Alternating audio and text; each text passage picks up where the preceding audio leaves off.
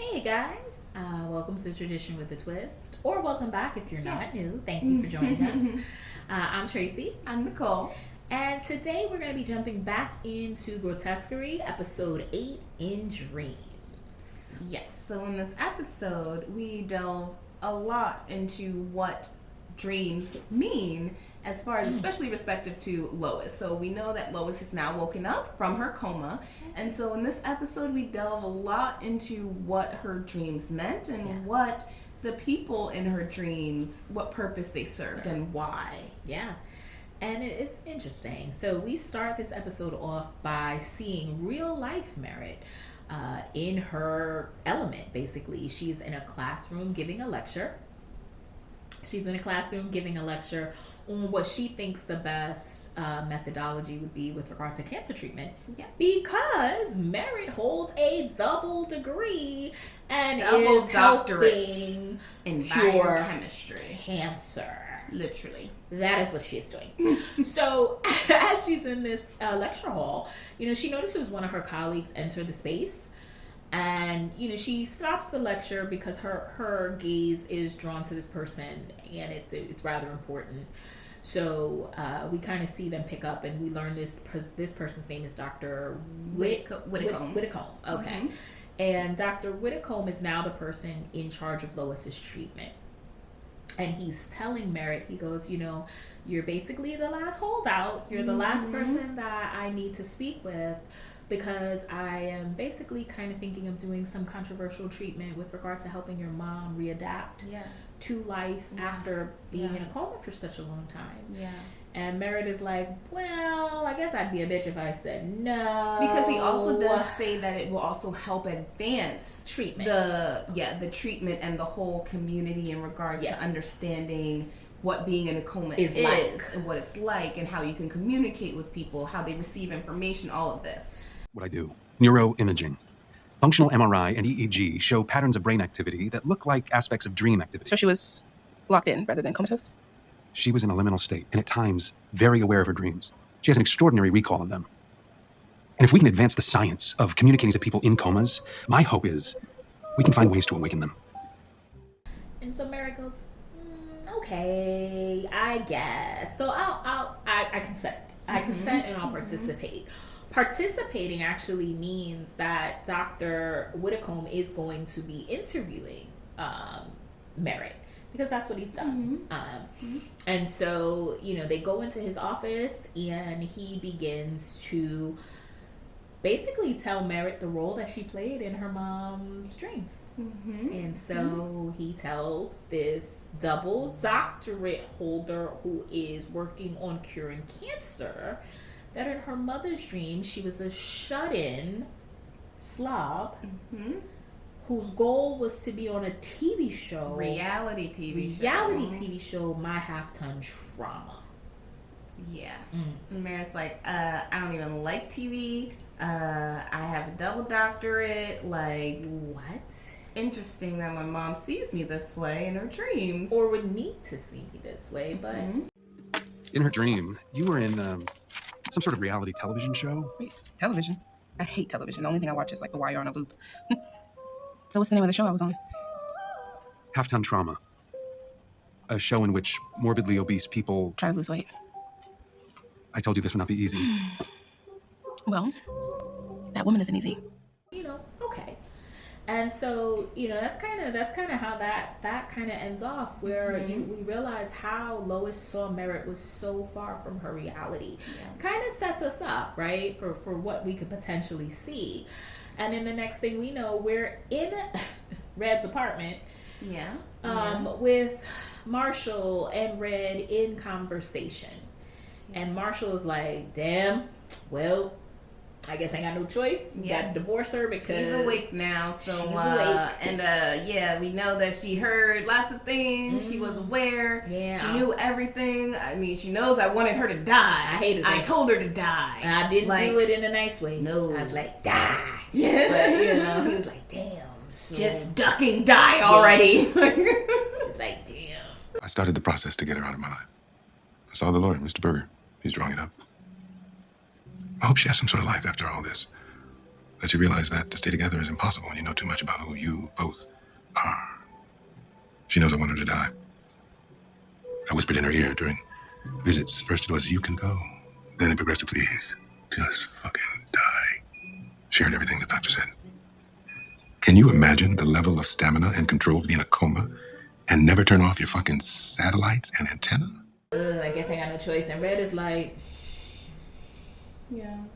well, you sure you can't make it work? And he's like, there's no way possible I can see this happening.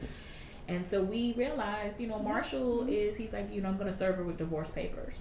Okay. Started the process. Started it. Yeah. That's what we're doing. Cool.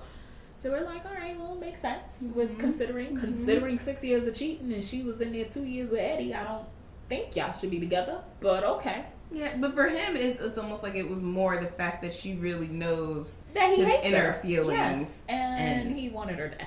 Yeah. But he's also presenting himself as a victim because, again, I'm like, you've been with Red for 6 years, my man. That's irrelevant, though. What he does doesn't right, matter. It doesn't matter. So, whatever. So we go from Marshall and Red, and now, guess who's in the interview with Dr. Whitcomb? Well, Chief Megan. Yes. Chief AKA Megan. Sister Megan from The Dream. That's right. And Dr. Whitcomb is like, so... Tell me about y'all's relationship. Tell me about your relationship. And Chief Megan's like, well... I mean, it wasn't adversarial. I mean, nothing controversial. Just, I mean, we had our moments, right? We had our moments because, but she supported me. We had our moments, but and so Dr. Whitcomb, you could see him in the back of his eye, like, all right. So how about this? How about you tell me about the Andrea Solano case? Yeah. She's like, well, all right. I don't think she handled it well. I told her, hey, you're doing shit work. You're tired. All of this. You didn't do enough. You should have helped her. You should have helped her faster. And as a matter of fact, like, my name is actually being brought up in the case against the department because of what she did. She didn't handle it right, and I let it be known. But I still liked it though. I mean, we still respected one another. Yeah. I mean, it is what it is, right? Relationship with Detective Tryon as adversarial? No. She was a mentor to me. She was thrilled when I became chief. I listened to her. I took her counsel. And what about the case of Andrea Solano? How do you think she handled that? She blew it. She totally blew it. She should have helped that woman way earlier, and I was very upfront about it. Go on. It was shit police work, and she was guilty. She was slipping, and she was tired, and I fucking let her know it. It did result in some tension, but she was always very upfront with me, and I had to pay her the same respect. So, as you can imagine, after a conversation like that with the doctor, Megan's a little out of sorts. Yeah. She's in deep contemplation as she's driving home. And boy, we get home with Chief Megan. And we understand some additional things about. We understand why she may have felt the way she felt about the Andrea Solano case. Yes. We understand a lot. And so Megan comes home and her boyfriend is sitting on the couch and he's like, Deadbeat Justin. Child. Deadbeat Justin's waiting for her. For real. And I'm hungry. You're late. My blood sugar must be low. And Megan's like, you know what, Justin? I'm not in the mood for your shit today. And she's like, but you know what I will do? I'll go heat up the Chinese food. Again, deadbeat, because the Chinese food was sitting right in the fridge. But anyway. So he could have heated it up his damn himself? self? Okay. So she goes in the kitchen and she puts the food in the microwave and she's just processing all the things that happen. Well, who walks into the kitchen? Debbie. And proceeds to kind of just cold clock her with a closed fist. Okay? Wow. Out of nowhere. He gave her one hell of a right jab to the eye. That one. For real. And so she's like, you know what, Justin? This is that. She's like, see? Because at this point, after he hits her, she stumbles a bit and she's like, but then he comes for her again and she reaches and grabs her pow-pow. Grabs her pow-pow. And she's also and she pulls it on him. And she's also like, Justin, like, this is going to give me one hell of a shiner. Because she was like, and you're stupid. She's like, you're stupid because people in the department are aware. And people in the department are aware, all the arguments we've been having, the phone calls and this bruises and stuff. Mm-hmm. And she proceeds, pow pow to the face. Yeah. Put it to the face. Yeah. And he's like, what you gonna do? You ain't gonna do nothing. You ain't strong enough to do it. You ain't gonna do nothing. And she's like, don't try me, sir. Not today. Not on this good day. And she's like, get out. And he's like, this is my house. Yep. And she's like, all right, you know what? You're right. I'm out. Yep. So she puts the pow pow down and she's turning her back.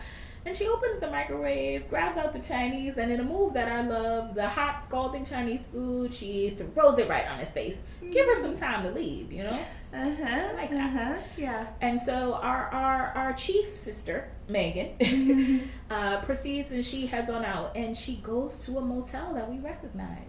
Right from the episode of Red Haze. The same exact motel, down to the pool. Well, the pool wasn't purple. But it was the lighting. Yeah. Back to the same pool, the same the snow globe is on the counter, everything. So it's that same motel where they were trying to rescue Andrea in. Yes. And again, we can see the connection. Andrea was murdered because of abuse, and now our own chief sister Megan is a victim. And so which I do have questions because, girl, you the chief of police. Why are you with him? Why don't you leave? You got money. Why don't you leave? Why don't you go somewhere? I'm pretty sure it is. And you've seen what happens. And you're upset with how the Andrea case was handled. And you're in the situation you're gonna stay. But okay. Yeah. As I know. All right. I'm gonna let it go. Yeah. It's easier from the outside, maybe. I'm gonna let it go. Anyway, Got questions though. I got questions. Yeah. So.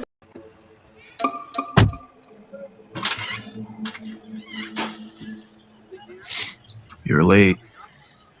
I'm mad hungry.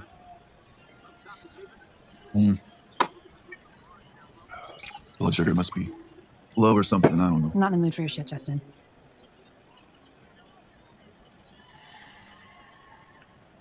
I'll heat up the Chinese.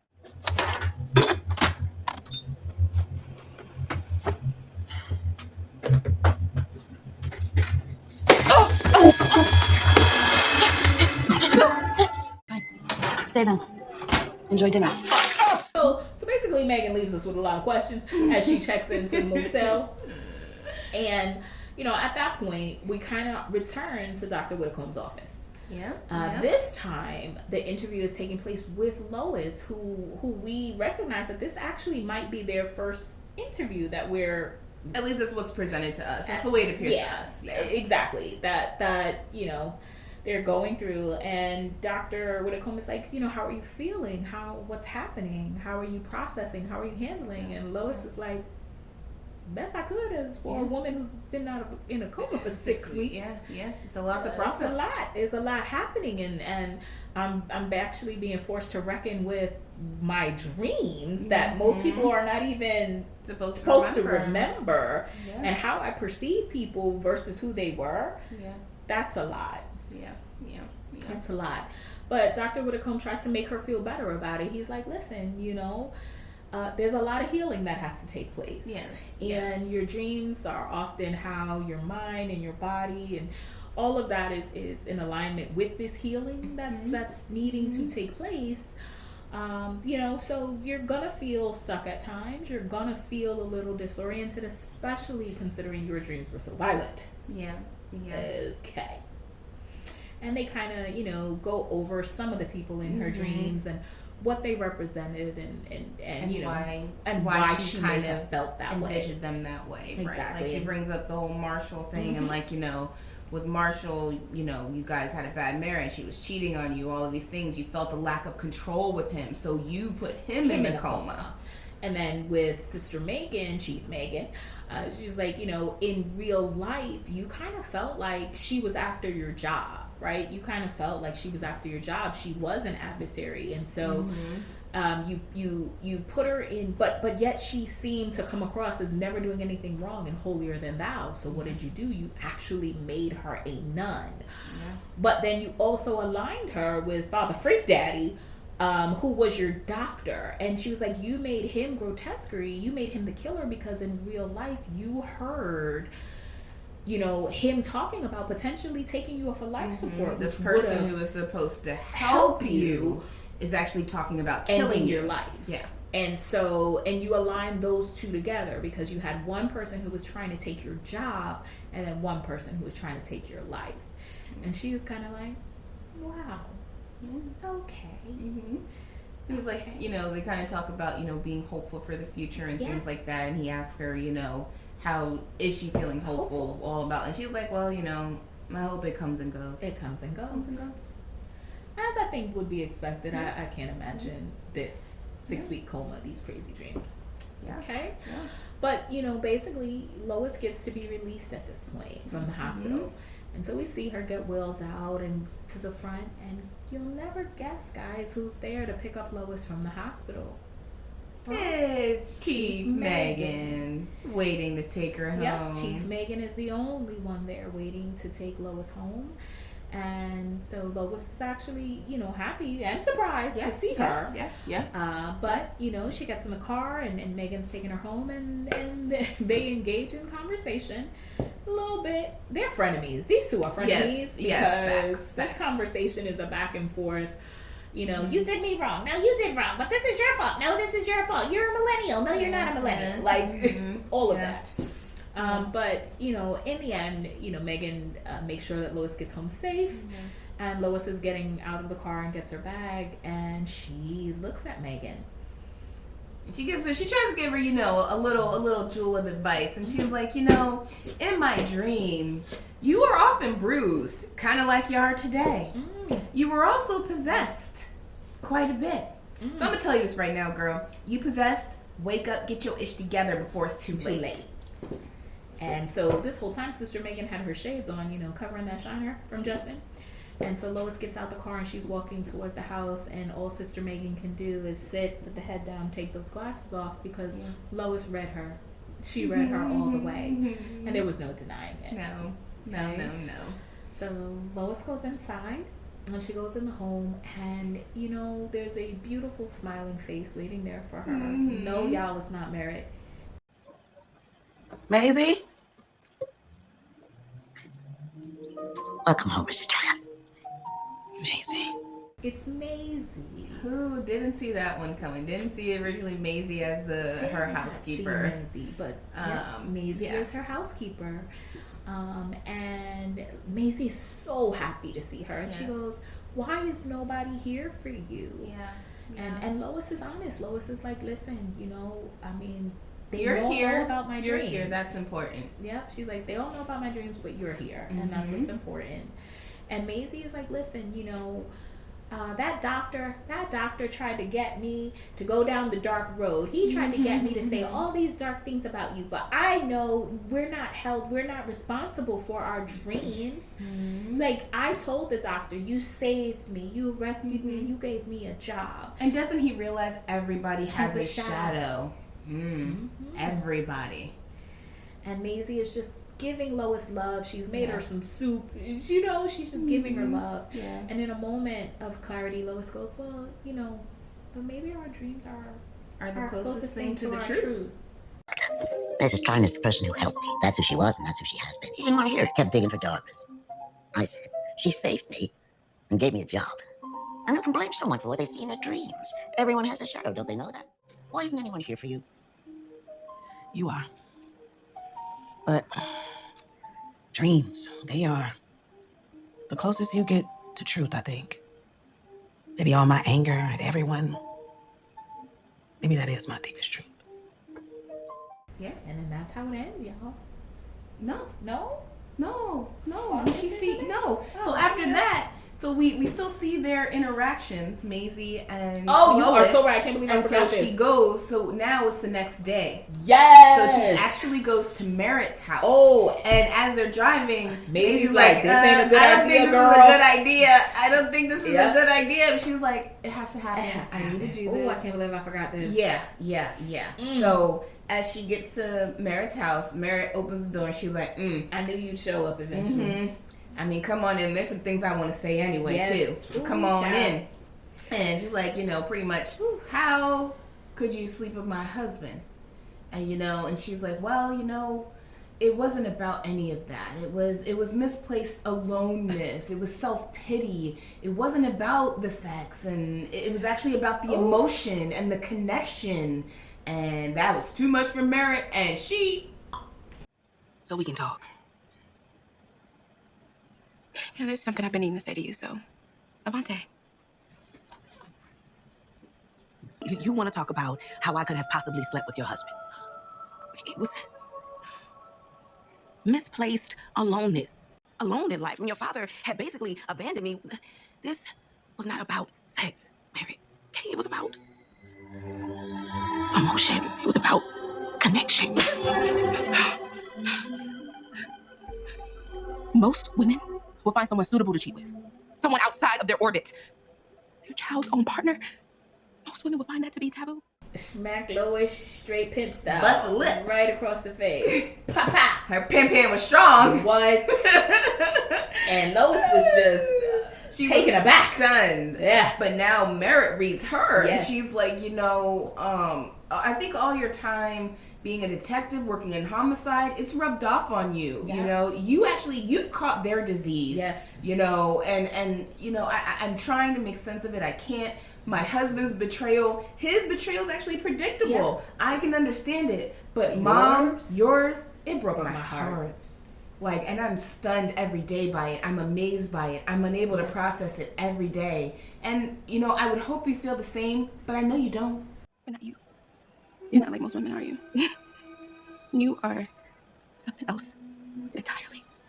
You see, all that time spent around killers and psychopaths, it's rubbed off on you. Consider that. They were contagious and you caught their diseases. Why not? You see, I remember when you weren't a fucking insane person, Mom. And that's what makes this even worse. Please allow yourself to understand that my husband's betrayal is totally predictable. But yours broke my heart. Ooh, child. Now, get the cluck out my house. She's straight sensitive. No, after that. Yeah, it's like, I ain't nothing else to say here. Goodbye. Yeah. And then now Lois and Maisie drive off, and that's where we end that one. Part. Oh yeah, no, I'm forgetting that cold clock and the smack heard around the world because that one. But I can't even blame Mary. I'm gonna be honest. Yeah. I can't blame it. Mom's sitting there telling you, "Oh, it wasn't about the smacks. It was misplaced loneliness." I mean, but so I'm not saying it's right. I know. And I'm not justifying it. But this is what was going on in her mind. That's how she was able to do it. Yeah, that makes sense. I mean, we can validate anything. Oh, I'm not validating it. No, I'm not validating it by any means. Lois in that moment. It was. Okay, yeah. But even Merritt says, most people would find someone appropriate outside their circle, outside their orbit to cheat with. You went for my husband? Yeah. But okay. Yeah. No, that was wrong. That was wrong. For sure. It was wrong. No doubt about that. But so that was a nice ending. Quite a few interviews we went through, quite a lot of insight that we've gained into quite a few people. And Lois's real world is real. That's what I'm gonna say. It's real. Yes. It's very different from the characters that we have come to know. Yes. And it's very insightful. So I am excited to keep going. Yes. But guys, you know what time it is because we are tradition with a twist. It's time to twist things up. It's time to twist it up. What are we gonna do for today's twist? Do you want numbers again? Sure. Do you like numbers today or something else? Something else. What are you feeling? I like the affirmations. Okay. The affirmations.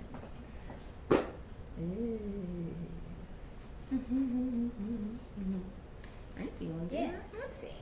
Alright guys, so we're asking for an affirmation for the collective. Okay, something that our viewers may need to hear today, regardless of what day it is that they watch this. Ooh. Okay.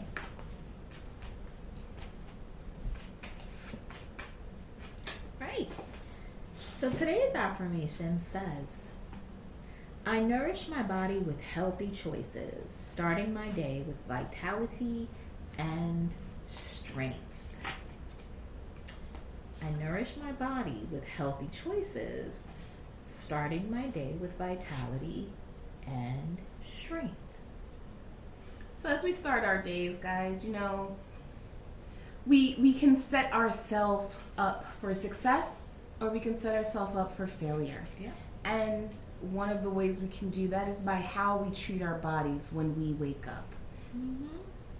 So are you starting with the healthy choices? Are you starting not just physically healthy either? No, like, did you no. start with a positive mind frame? Did you notice how you were thinking, how you were feeling?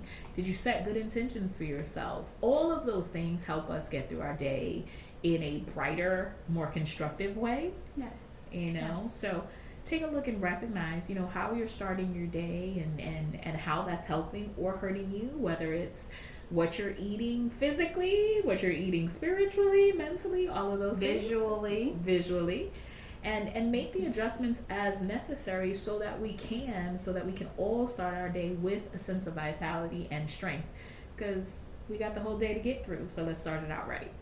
All right. Well, I am Tracy. I'm Nicole. Thank you, everyone. Don't forget to like, share, subscribe, share, comment. Let us know what you're thinking also. Yes, and we'll talk to you again soon. Bye.